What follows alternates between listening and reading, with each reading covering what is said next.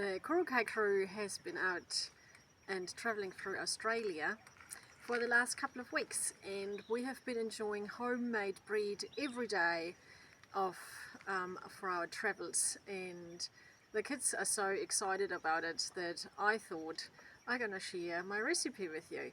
It took me maybe a couple of days to figure it out and to try a few measurements because I don't have a scale. But what I did bring on holiday was a cup measure, and we've got a bowl, and we've got a spoon, and that's it. So I'll share with you my bush bread with you. For the bread we need 2 cups of flour. I use 1 cup of whole grain spelt flour. My bag's nearly empty. 1 cup of spelt flour and 1 cup of wheat flour, and I use whole grain wheat flour as well.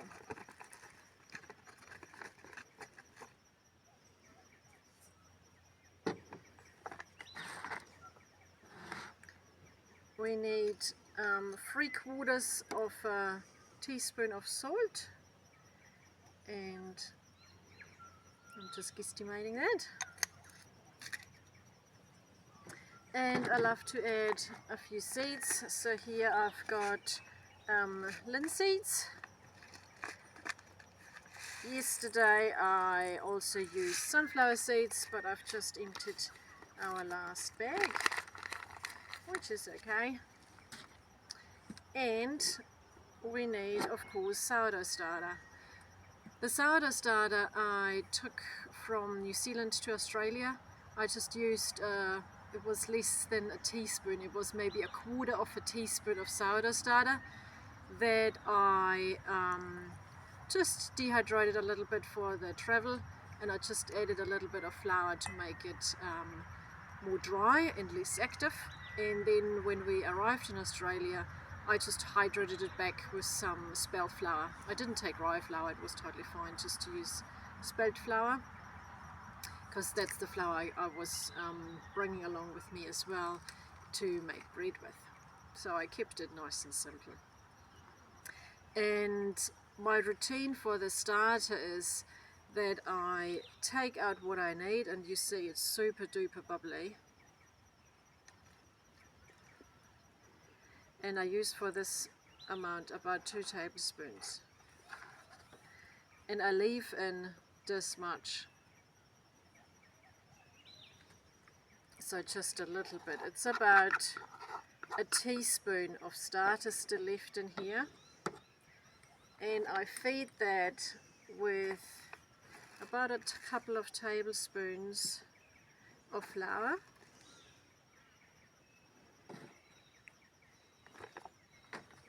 And a little bit of water. So as you see, nothing is weighed.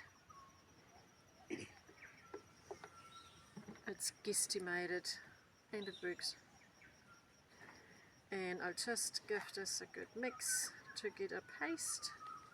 A little bit more water. We didn't find any unchlorinated water on the way, so we're using bottled water for our drinking water, as well as the sourdough bread. A little bit more. And once I'm done, I'll show you the consistency of it.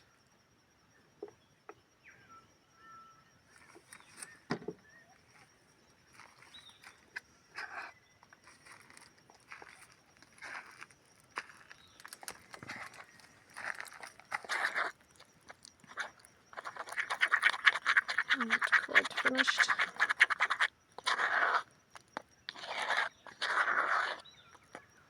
So about like that. I want it to be a nice thick paste, which is at about 100% hydration.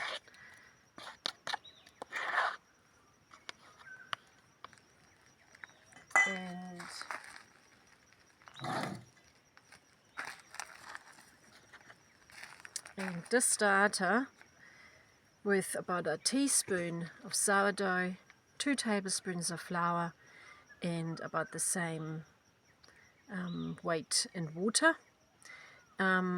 will be the sourdough starter for tomorrow morning, and I'll leave this at room temperature till about lunchtime if it's hot. If it's not really hot, then I leave it until dinner time before we go bed, and then I transfer it into the fridge. So no more feeding, just this one feed until it's really nice and active and bubbly, and then it goes into the fridge for when I need it. Because I use it every day, that's totally fine. It's really active, even though it goes to the fridge for a short amount of time. So now I've got here the dough, I've got the flour, the seeds, the salt and the sourdough starter, and I need water, and I need about 3/4 of a cup of water and a little bit more. I find 3/4 of a cup is fine. It's very stiff and it's okay to start with. So if this is what you want to start with, that's okay. So 2 cups of flour, 3/4 of a teaspoon of salt, 3/4 of a cup of water, and 2 tablespoons of sourdough starter and seeds in whatever quantities you want to use. So we started off with 3/4 of a cup of water, which makes it a very stiff dough, and now I tend to add a little bit more because it makes for a fluffier bread. But it's of course a little bit harder to work with. The more water you use at this stage, you might just need a little bit of flour when you form your bread, because it can be quite sticky. I just have to stand up for that. It needs more muscles. So now just with the spoon I incorporate that flour with the water and push it in to get a nice even consistency and to get all that flour incorporated with the water. Now when you're out in the bush, it might not be super hygienic, so if you have got no way to wash your hands, then this will just be fine to work with it with a spoon and not need it by hand. When I've got a tap and I can wash my hands, I would also need this by hand. I'll just give this a good bashing around with the spoon. I'm kind of being the dough hook here.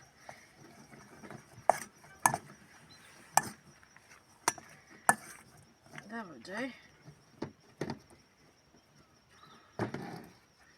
So that's the dough finished. And now I cover my bowl with like we've got an old bread bag or some Glad wrap, and I will leave that at room temperature for around 4 hours. And if it's warm enough, we can use this at lunchtime. So now we just had breakfast, so it's early in the morning.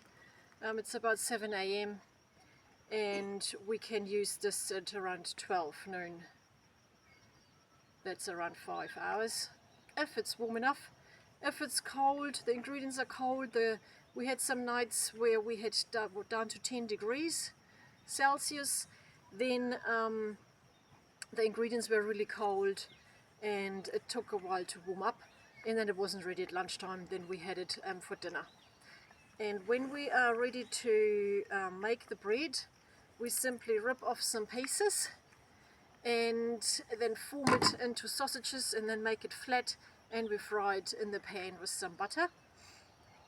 And they puff up really nicely, so we can even, most of the time, we can cut them in half and have them as like pita breads and put filling into that, make sandwiches with that. If they're a bit flatter, or if we made them too flat when we kind of formed the bread, then we just put all the toppings on top and had it like a single slice. So it's really amazing. We have limited space in the fridge. We didn't come across a decent supermarket in 3 or 4 days, and definitely didn't find any bread that would be to our standards. So it's really easy in the morning for me to whip up the dough, and then we have it during the day as our bread. And tomorrow morning I'll do the same. It just takes 5 minutes, and we've got really wholesome bread and it's really fresh on our travels. Thank you for watching, and I hope you enjoyed it.